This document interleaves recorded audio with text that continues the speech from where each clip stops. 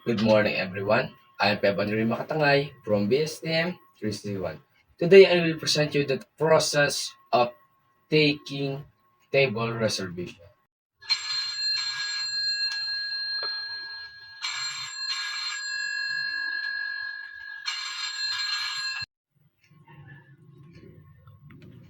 Good morning, sir. Thank you for calling BG and Pebe Restaurant. Pebe speaking. How may I help you? Good morning, sir, ma'am. I would like to make a reservation for dinner Saturday, March 8th, for a party of 4 at 8 p.m., please. Let me check our availability for the date and time. I'm pleased to confirm that we have a table for at 8 p.m. on Sunday, March 8th. May I have the name for the reservation? The reservation is under the name of BJ Pajardo. Perfect. The reservation for under the name of BJ Fajardo, B for Bravo, E for Echo, J for Juliet, A for Alpha, Y for Yankee, Fajardo, F for Foxtrot, A for Alpha, J for Juliet, A for Alpha, R from Romeo, D for Delta, O for Oscar. Is there any special occasion or dietary preference I should be aware of? No special occasion, but one of our guests is vegetarian. So if you have any vegetarian option, that will be great.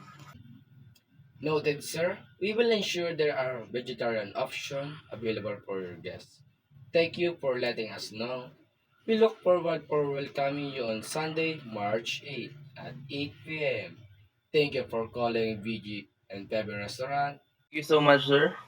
We are excited to dine in at your restaurant. See you then.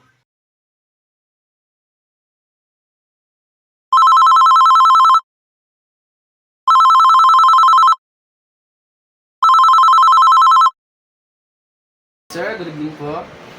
Thank you for calling VG and Pebe Restaurant. How may I help you? To make a reservation for dinner tonight at 7 p.m. for 4 people.